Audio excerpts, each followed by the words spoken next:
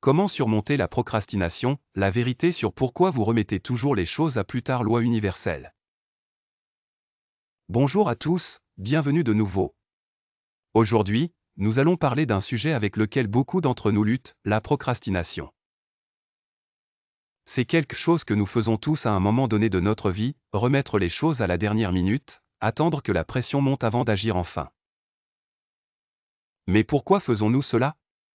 Pourquoi certains d'entre nous repoussent-ils constamment les choses à la limite des délais, tandis que d'autres semblent agir immédiatement et terminer leurs tâches en avance ? Dans la vidéo d'aujourd'hui, nous allons plonger profondément dans la loi universelle et explorer comment cette loi affecte nos actions, nos habitudes de procrastination, et comment nous pouvons nous libérer de ce cycle. Le dilemme du procrastinateur. Certains d'entre vous pourraient se reconnaître dans l'un de ces deux scénarios. D'une part, il y a des personnes qui se lancent immédiatement dans l'action dès qu'on leur demande de faire quelque chose. Elles ne peuvent pas rester en place tant qu'elles n'ont pas pris en charge la tâche, que ce soit le travail, les devoirs scolaires ou même de simples tâches quotidiennes. Elles terminent rapidement les choses et ressentent une satisfaction dès qu'elles complètent une tâche. Mais d'autre part, il y a ceux qui attendent la dernière minute, parfois même jusqu'à ce que la date limite soit pratiquement là avant de commencer. Et pendant ce temps, ils savent que la tâche pèse sur eux, mais d'une manière ou d'une autre, ils ne peuvent tout simplement pas se décider à commencer. Dans mon cas, je fais partie de la deuxième catégorie. J'ai tendance à remettre les choses à plus tard. Pour ceux qui peuvent s'y identifier, il peut sembler que la pression d'une échéance imminente est la seule chose qui vous pousse à agir.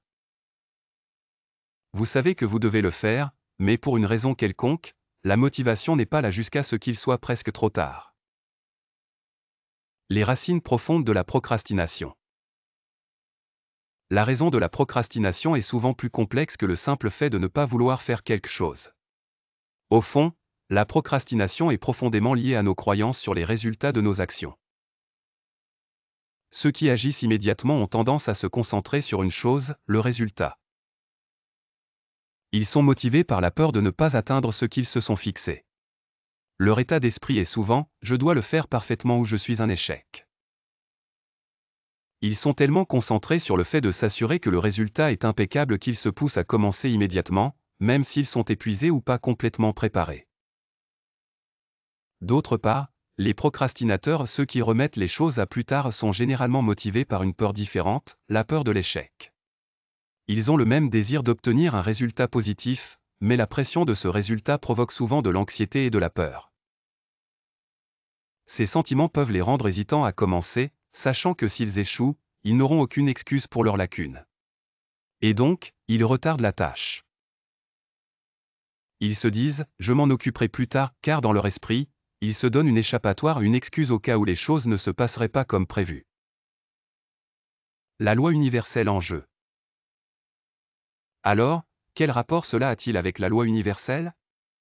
La loi universelle concerne l'équilibre, le flux naturel des choses, et la façon dont notre tension intérieure affecte nos actions extérieures. Que nous agissions immédiatement ou que nous procrastinions, le facteur clé est l'attention. Les types fais-le maintenant et les procrastinateurs fonctionnent tous deux sous une grande tension bien que sous des formes différentes. La personne qui commence immédiatement est souvent anxieuse à propos de sa performance et du résultat. Le procrastinateur, en revanche, retarde le début pour éviter l'anxiété d'un échec potentiel. Les deux comportements découlent du même problème sous-jacent, l'anxiété et la peur de l'échec. C'est une manière naturelle mais erronée de réagir aux défis de la vie. La loi universelle nous dit que ces peurs sont enracinées dans une perception erronée de qui nous sommes. Nous confondons notre valeur avec notre performance et nos résultats. Si nous faisons quelque chose de bien, nous nous sentons dignes. Si nous échouons, nous croyons que nous sommes sans valeur. La vérité est que c'est une distorsion. Notre valeur n'est pas liée à nos résultats. Comment la tension crée la procrastination ? L'hésitation du procrastinateur à commencer n'est pas le résultat de la paresse ou d'une mauvaise gestion du temps, mais plutôt d'une tension. La tension qui s'accumule lorsque nous pensons à une tâche crée un blocage émotionnel. L'anticipation de l'échec ou la pression de réussir nous pousse à nous retirer de la tâche. Nous pourrions rationaliser que nous avons besoin de plus de temps ou que nous nous sentirons plus motivés plus tard. Mais ce ne sont que des solutions temporaires aux problèmes plus profonds de la tension interne.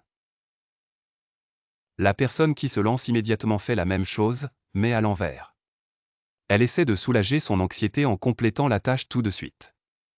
Elle a l'impression que si elle le fait, elle pourra arrêter de s'inquiéter. Mais, tout comme le procrastinateur, elle n'est pas vraiment à l'aise. Le besoin de performer parfaitement pèse lourdement sur elle. Ces actions ne proviennent pas d'un lieu de paix ou de clarté, mais de la pression d'essayer d'éviter son propre conflit intérieur. Se libérer de la procrastination. Alors, comment pouvons-nous nous libérer de la procrastination et prendre le contrôle de nos actions? La première étape est de reconnaître la tension. Comprenez que la procrastination n'est pas simplement de la paresse, c'est un signal que vous êtes tendu et anxieux à propos de la tâche. Cette tension doit être relâchée avant que vous puissiez commencer à agir avec clarté et but. Plutôt que de vous forcer à agir par peur, essayez de vous détendre et de lâcher prise sur le résultat. Laissez de côté la croyance que la tâche définit votre valeur.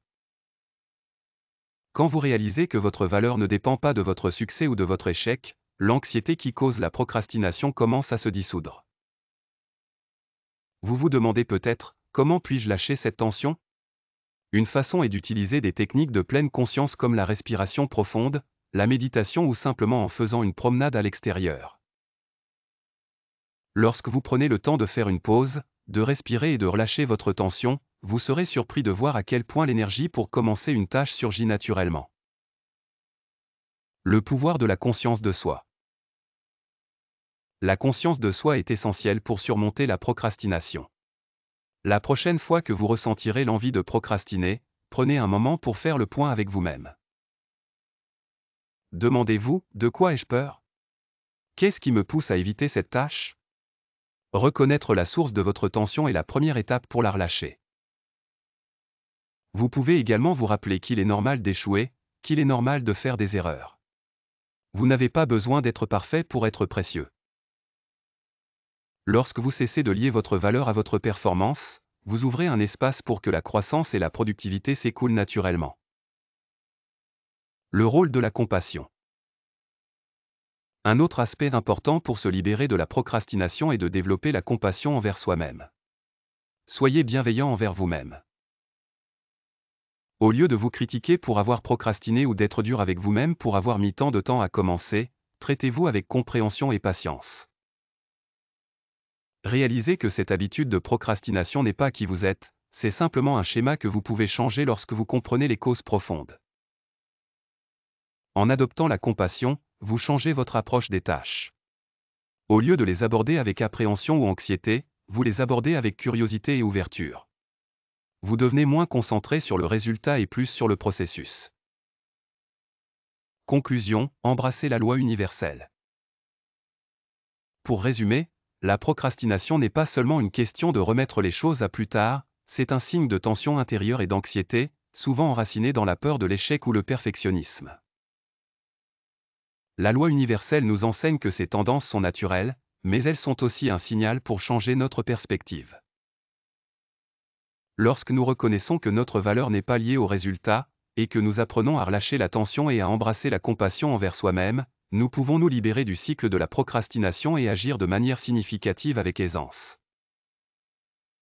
La prochaine fois que vous vous surprenez à procrastiner, prenez un moment pour faire une pause, respirez et vous reconnecter avec votre vrai moi. Comprenez que vous n'avez pas besoin d'être parfait et que vous n'avez pas besoin d'éviter l'échec. Vous êtes déjà suffisant, et avec cette réalisation, vous découvrirez que l'énergie pour agir coulera naturellement. Merci de regarder, et j'espère que cette vidéo vous aidera à faire le premier pas vers la surmontée de la procrastination et l'atteinte de vos objectifs avec paix et clarté.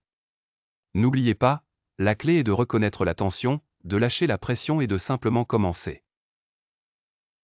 Prenez soin de vous, et je vous verrai dans la prochaine vidéo.